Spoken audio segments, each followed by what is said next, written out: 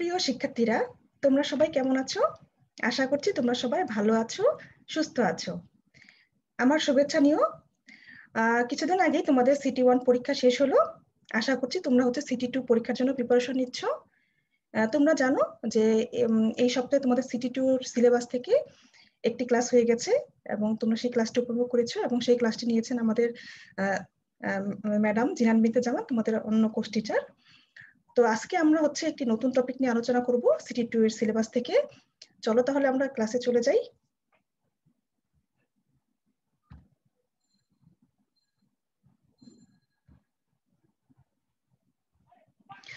শিক্ষার্থীরা, ক্লাসটি শুরু করার আগে আমি আমার পরিচয়টি দিয়ে নিচ্ছি। আমি তাসনিম খায়ের, প্রভাষক, দর্শন বিভাগ, ঢাকা কলেজ, ঢাকা।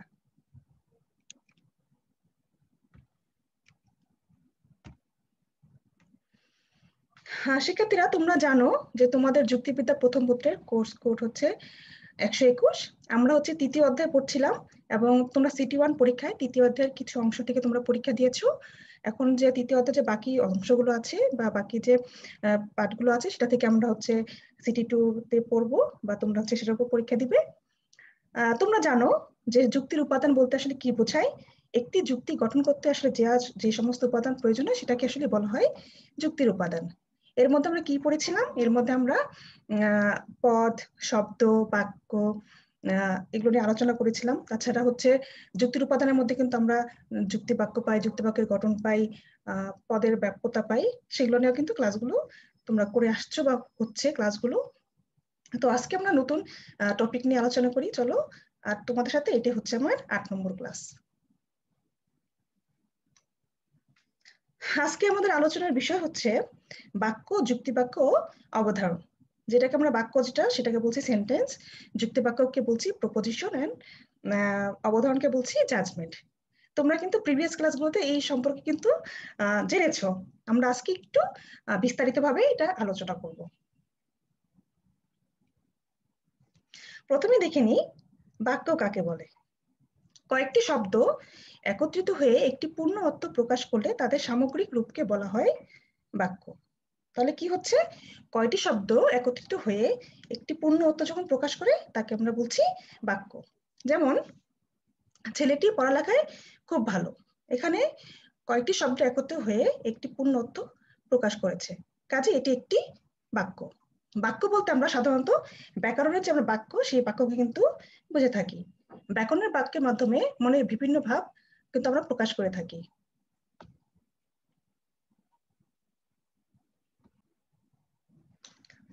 তাহলে এখানে আমরা উদাহরণ কি দিতে পারি?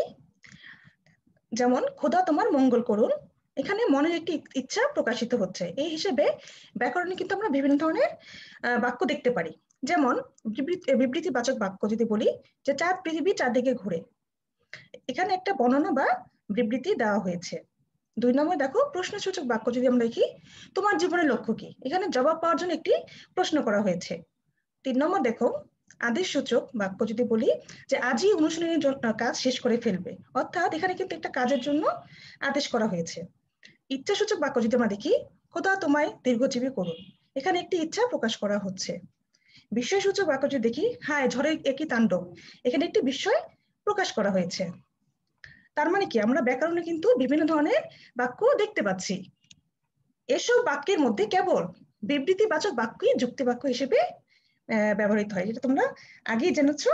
ঠিক আছে? তার মানে কি একটি বাক্যে কেবলমাত্র যে বিবৃতিবাচক যে বাক্য আছে সেটাকে বলা হচ্ছে যুক্তি বাক্য, আর অন্যান্য যে বাক্যগুলো সেটা কিন্তু আমরা ব্যাকরণের বাক্য, সেটা আমরা জানি, এটা সবাই আমরা জানি যে অন্যান্য বাক্যগুলোকে আমরা ব্যাকরণের বাক্য হিসেবে জানি। কিন্তু যুক্তি বাক্য কোনটা হবে?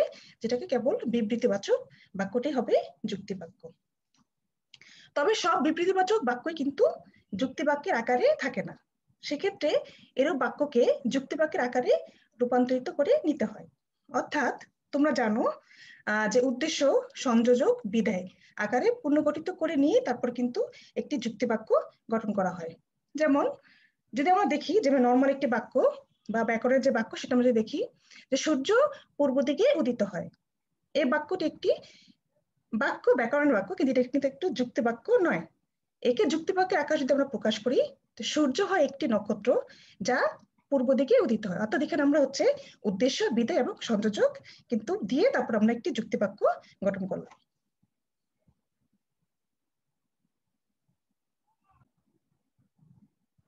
আসো তাহলে আমরা এখন যুক্তি বাক্য কাকে বলে বা সংজ্ঞাটা কি সেটা আমরা দেখে নিই। দুটো পদের মধ্যে সদর্থক বা নয়ার্থক যে কোনো প্রকার সম্পর্কে প্রকাশকে যুক্তি বাক্য বলে। কি হচ্ছে?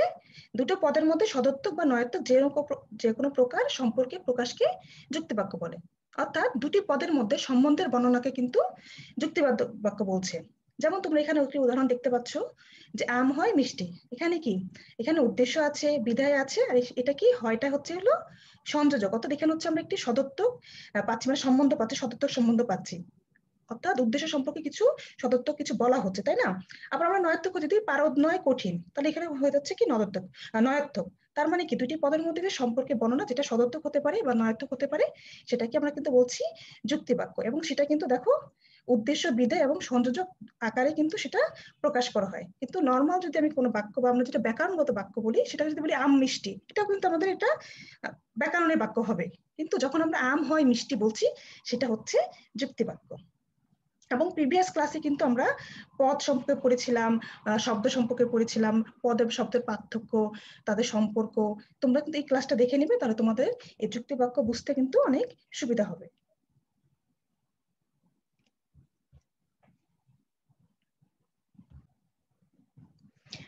শিক্ষার্থীরা, আমরা এখানে যে যুক্তি বাক্যের সংজ্ঞাটি দেখলাম সেটি হচ্ছে আমরা পদের দিক থেকে এই সংজ্ঞাটি, যুক্তি বাক্যের সংজ্ঞাটি দেখলাম। কিন্তু আমরা কিন্তু অন্য একটি দিক থেকেও যুক্তি বাক্যের সংজ্ঞা দেখতে পাই, সেটা হচ্ছে অনুমানের দিক থেকে।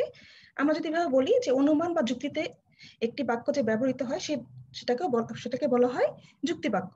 যেমন ধরো যে সকল মানুষ হয় মরণশীল, রহিম হয় একজন মানুষ, সুতরাং রহিম হয় মরণশীল। তাহলে এটাও কিন্তু অনুমানে ব্যবহৃত হলো। এটা প্রত্যেকটা বাক্যই হচ্ছে একটি যুক্তি বাক্য। এরিস্টটল যুক্তি বাক্য সম্পর্কে বলেছেন, যুক্তি বাক্য হলো এমন একটি বিবৃতি যেখানে কোনো কিছু সম্পর্কে কিছু বলা হয়, হয়তো সেটা সদর্থক ভাবে নয়তো সেটা নয়ার্থক ভাবে। তার মানে আমরা এখন যুক্তি বাক্যের সংজ্ঞাটি দেখে নিলাম। যুক্তিবিদ হোয়াইটলি যুক্তি বাক্যকে বিবৃতিমূলক বাক্য বলে বর্ণনা করেছেন। তার মতে একটি যুক্তি বাক্য হচ্ছে এমন একটি বাক্য যা কোনো বিবৃতি বা তথ্য প্রদান করে। এই বিবৃতি হতে সত্য হতে পারে, মিথ্যাও হতে পারে। কাজেই ব্যাকরণের অনেক বাক্যকেই যুক্তি বাক্য বলে গ্রহণ করা যায় না। যুক্তিবিদের বিশিষ্ট গ্রন্থাকার ভোলানাথ রায় বলেন, যৌক্তিক বাক্যের সবচেয়ে নিকটবর্তী প্রবেশক আছে বিবৃতি বাক্যের মধ্যে, এবং অন্যান্য প্রকারের বাক্যসমূহ তখনই যুক্তিবিদ্যায় বিবেচিত হতে পারে যখন তারা বিবৃতিবাচক বাক্যের আকারে রূপান্তরিত হয়। অর্থাৎ সবাই বিবৃতিমূলক যে বাক্যকে যে যুক্তি বাক্য বলা হচ্ছে সেটাই তারা বলছেন।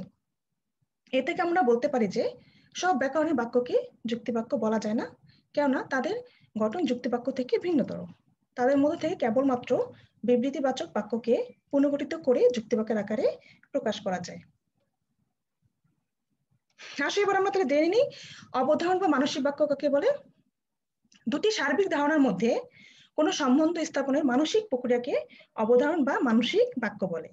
অবধারণে কোনো একটি ধারণার সাথে আরেকটি ধারণার সম্পর্ক স্বীকার বা অস্বীকার করা হয়। যেমন আমার মনে দুধ এবং সাদা এই দুটি ধারণা কিন্তু রয়েছে। এই দুটি ধারণার মধ্যে সম্বন্ধ স্থাপন করে যখন মনে মনে আমরা চিন্তা করি যে দুধ হয় সাদা, তখন এই বাক্যটিকে বলা হচ্ছে, বা এই যে আমরা যে মানসিকভাবে যে প্রক্রিয়াটি হচ্ছে আমাদের মধ্যে, সেটি হচ্ছে অবধারণ বা মানসিক বাক্য। আশা করি তোমরা অবধারণের সংজ্ঞাটি বুঝেছো।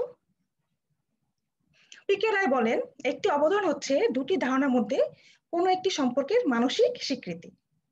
যুক্তিবিদ টমাস বলেন, একটি অবধারণকে সংজ্ঞায়িত করা যায় মনের একটি ক্রিয়া হিসেবে, যার দ্বারা তার দুই বা ততোধিক ধারণাকে সংযুক্ত করে অথবা তাদেরকে কোনো একটি সম্পর্কের সূত্রে আবদ্ধ করে।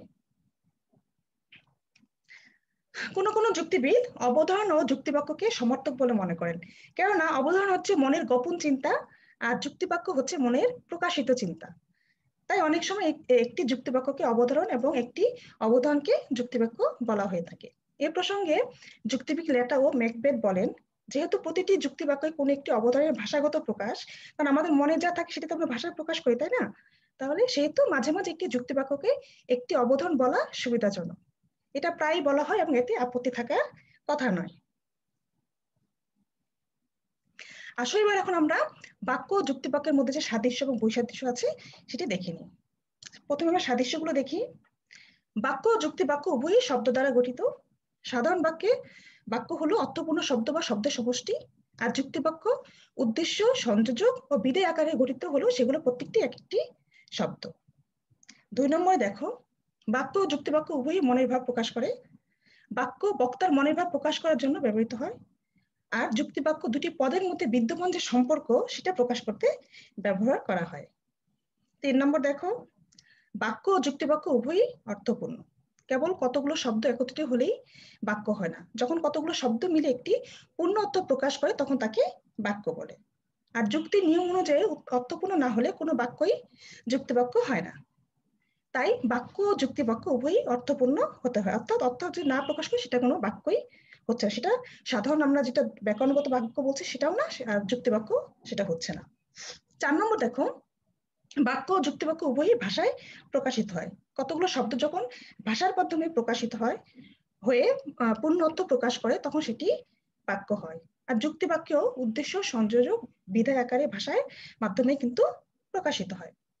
এখন আমরা বাক্য এবং যুক্তি বাক্যের মধ্যে যে বৈসাদৃশ্য বা হচ্ছে পার্থক্য রয়েছে সেটি নিয়ে আলোচনা করি। 1 নম্বরে দেখো, বাক্য এক শব্দ বিশিষ্ট হতে পারে, আবার একাধিক শব্দ বিশিষ্ট হতে পারে। কেননা একটি মাত্র শব্দ যখন কোনো অর্থ প্রকাশ করে তখন সেটিও বাক্য হিসেবে বিবেচিত হয়। যেমন আগুন, তাড়াতাড়ি, এতে আমরা কিন্তু বুঝতে পারি, তাই না? এরকম আরো এক শব্দ বাক্য হতে পারে, কেননা এভাবে মনের ভাব সম্পূর্ণকে প্রকাশ করা সম্ভব। কিন্তু যুক্তি বাক্য এক শব্দে কিন্তু হতে পারে না, এজন্য অন্তত 3টি শব্দ দরকার হয়। একটা হচ্ছে উদ্দেশ্য, সংযোজক ও বিধেয়। 2 নম্বরে দেখো, কতিপয় শব্দ বা শব্দ সমষ্টি দ্বারা মনের ভাব প্রকাশ পেলে তাকে বাক্য বলা চলে, কিন্তু যুক্তি বাক্য দুটি পদের মধ্যে স্বীকৃতি বা অস্বীকৃতি প্রকাশ পেতে হয়। অর্থাৎ উদ্দেশ্য বিধেয় পদের মধ্যে স্বীকৃতি বা অস্বীকৃতি জ্ঞাপক কোনো সম্পর্কে হচ্ছে যুক্তি বাক্য। যেমন আমরা একটু আগে বলেছি আম হয় মিষ্টি, মানে একটা স্বীকার করা হচ্ছে, পারদ নয় কঠিন, একটা কিছু অস্বীকার করা হচ্ছে। তার মানে স্বীকার, অস্বীকার বা সত্য বা মিথ্যা হলেই সেটা হচ্ছে যুক্তি বাক্য। 3 নম্বর দেখো, বাক্যের দুটি অংশই যথেষ্ট। উদ্দেশ্য এবং বিধেয় থাকলে কিন্তু বাক্য হয়, কিন্তু যুক্তি বাক্যে অন্তত 3টি অংশ থাকতে হয়, যথা উদ্দেশ্য, বিধেয় ও সংযোজক। বাক্যের মধ্যে সংযোজক অনেক সময় উজ্জ্ব থাকে অথবা বিধেয়ের সাথে মিশে থাকে, কিন্তু যুক্তি বাক্যে সংযোজককে কিন্তু স্পষ্টভাবে প্রকাশ করতে হয়। যেমন আকাশ নীল, এভাবে কিন্তু একটা বাক্য হতে পারে, কিন্তু যুক্তি বাক্য হতে হলে কি হবে? আকাশ হয় নীল। 4 নম্বর দেখো, বাক্য গুণ ও পরিমাণ অনেক ক্ষেত্রে সুস্পষ্টভাবে প্রকাশ হয় না, মানে বাক্যের ক্ষেত্রে কিন্তু গুণ এবং পরিমাণ সবসময় উল্লেখ থাকতে নাও পারে, কিন্তু যুক্তি বাক্যে গুণ ও পরিমাণ সুস্পষ্টভাবে প্রকাশ করা বাঞ্ছনীয়। যেমন আমি যদি একটা ব্যাকরণগত বাক্য বলি যে মানুষ মরণশীল, এখানে কিন্তু মানে তোমার গুণ এবং পরিমাণটা উজ্জ্বল আছে। কিন্তু যখন আমরা যৌক্তিক আকারে বলবো যে সকল মানুষ হয় মরণশীল, তার মানে এখানে পরিমাণ এবং গুণ দুটাই কিন্তু যুক্তি বাক্যের যেটা সেটাতে কিন্তু প্রকাশ করা হচ্ছে। আবার মানুষ নয় পূর্ণ, এ বাক্য যখন যুক্তি আকারে প্রকাশ করা হবে তাহলে কোনো মানুষ নয় পূর্ণ, মানে কি এখানে আমার পরিমাণ এবং গুণটা কিন্তু উভয়ই আমরা প্রকাশ করছি। ঠিক আছে? আর 5 নম্বর দেখো, বাক্যে ব্যবহৃত শব্দগুলোর ক্ষেত্রে উদ্দেশ্য বিধেয় সুনির্দিষ্ট স্থানে নাও বসতে পারে, কিন্তু যুক্তি বাক্যের উদ্দেশ্যের পরে সংযোজক এবং এরপর বিধেয় এভাবে সাজানো থাকে। সুন্দর দৃশ্য, নীল আকাশ, এভাবে বাক্য প্রকাশিত হতে পারে, কিন্তু যুক্তি বাক্য হতে হলে এরূপ হবে দৃশ্যটি হয় সুন্দর, আকাশ হয় নীল, এভাবে কিন্তু এটা প্রকাশ করতে হবে। 6 নম্বর দেখো, ব্যাকরণের বাক্য সংযোজক যদি থাকে যে কোনো কালে হতে পারে, সেটা অতীত, বর্তমান, ভবিষ্যৎ, কিন্তু যুক্তি বাক্যের সংযোজক কেবলমাত্র প্রেজেন্ট টেন্স, যেটা আমরা বলি বর্তমান কালে হয়ে থাকে। অর্থাৎ যেটা আমরা বলছি সংযোজক যুক্তি বাক্যে, সেটা হচ্ছে বর্তমান কালে হয়ে থাকে। তাহলে আমরা কি দেখতে পাচ্ছি যে ব্যাকরণগত বাক্যে যদি সংযোজকটা কোনো সংযোজক থাকে তাহলে সেক্ষেত্রে সেটা হতে অতীত, বর্তমান, ভবিষ্যতে হতে পারে, কিন্তু যুক্তি বাক্যের ক্ষেত্রে সেটি শুধুমাত্র হচ্ছে বর্তমান কালে হয়ে থাকে। যদি আমরা উদাহরণ দেই যে মিস্টার এক্স কবি ছিলেন, ঠিক আছে? তাহলে কিন্তু আমরা যখন এটা হলো আমাদের বাক্য, তাই না? কিন্তু আমরা যখন এটাকে আমরা যুক্তি বাক্যে রূপান্তর করব তখন কি বলবো? যে মিস্টার এক্স হন এমন একজন ব্যক্তি যিনি কবি ছিলেন। ঠিক আছে? তার মানে আমরা হচ্ছে সেটাকে কনভার্ট করে হচ্ছে বর্তমান কালে নিয়ে আসছি, যেটা ছিল, মানে ওটাকে আমরা বর্তমান কালে নিয়ে আসছি, মানে সংযোজকটাকে আমরা নিয়ে আসছি, সংযোজকটাকে আমরা বর্তমান কালে নিয়ে আসবো। 7 নম্বরে দেখো, সকল যুক্তি বাক্যই বাক্য। ঠিক আছে, মানে ব্যাকরণের বাক্য, কিন্তু সকল বাক্যই যুক্তি বাক্য নয়। কেবলমাত্র বিবৃতিমূলক বাক্যকে যুক্তি বাক্য বলা হয়। আদেশমূলক, উপদেশমূলক, অনুরোধমূলক, প্রশ্নমূলক, ইচ্ছামূলক, বিস্ময় প্রকাশ ইত্যাদি সব ধরনের বাক্যই ব্যাকরণের বাক্য হিসেবে স্বীকৃত, কিন্তু কেবলমাত্র বিবৃতিমূলক বাক্যই, যেটাকে আমরা অ্যাসার্টিভ সেন্টেন্স বলছি, সেটা হচ্ছে যুক্তি বাক্য হিসেবে চিহ্নিত হতে পারে। যেমন তুমি সুখে থাকো চিরদিন, বা কি সুন্দর দৃশ্য, যুক্তিবিদ্যা কি কঠিন, আমাকে একটু দেখতে দাও, এই ধরনের বাক্য যুক্তি বাক্য নয়, কেবল বাক্য। কিন্তু ফুল হয় সুন্দর, চাঁদ হয় রূপালী, বিদ্যা হয় অমূল্য রতন ইত্যাদি বাক্যগুলো একাধারে বাক্য এবং যুক্তি বাক্য। 8 নম্বর দেখো, অর্থপূর্ণ হলো কিনা বা মনের ভাব ভালো করে প্রকাশিত হলো কিনা সেই বিষয়টি বাক্যের ক্ষেত্রে বিবেচ্য, কিন্তু যুক্তি বাক্যের ক্ষেত্রে বিবেচ্য বিষয় হলো সত্যমান, অর্থাৎ কোন বাক্য সত্য বা মিথ্যা হওয়ার যোগ্যতা আছে কিনা সেটাই হচ্ছে যুক্তি বাক্যের মূল বিবেচ্য বিষয়। বাক্য সর্বদা ভাষা কেন্দ্রিক, অর্থাৎ ভিন্ন ভিন্ন ভাষায় বাক্য ভিন্ন ভিন্ন রকম হতে পারে, অর্থাৎ একটি নির্দিষ্ট ভাষায় বাক্য নির্দিষ্ট রকমের হয়ে থাকে। কিন্তু যুক্তিতে ব্যবহৃত বাক্য বা যুক্তি বাক্য কোনো নির্দিষ্ট ভাষা কেন্দ্রিক নয়, তাই যুক্তি বাক্য বাক্যকে নভাষিকও বলা হয়ে থাকে। যেমন দেখো, যে এখন বৃষ্টি হচ্ছে, ইট ইজ রেনিং, এটা যে যে ভাষা সেই ভাষাগত ব্যাকরণের বাক্য হিসেবে আমরা চিহ্নিত করতে পারি, কিন্তু এখানে যে একটা অর্থ প্রকাশ করছে সেটাই আমরা একটি মাত্র যুক্তি বাক্য হিসেবেই ধরে নিতে পারি বা ধরে নেওয়া হয়। ঠিক আছে। আচ্ছা, এখন আমরা যুক্তি বাক্য এবং অবধারণের মধ্যে যে পার্থক্য আছে সেটা দেখবো। 1 নম্বরে দেখি, দুটি ধারণার মধ্যকার কোনো সম্পর্কের স্বীকৃতি বা অস্বীকৃতি অথবা সংযোগমূলক মানসিক অবস্থা হচ্ছে অবধারণ। যেটা আমাদের মনে যেটা আমরা চিন্তা করছি সেটা হচ্ছে আমাদের অবধারণ। পক্ষান্তরে দুটি পদের মধ্যে সম্পর্ক জ্ঞাপক ভাষায় প্রকাশিত রূপ হলো যুক্তিবাক্য।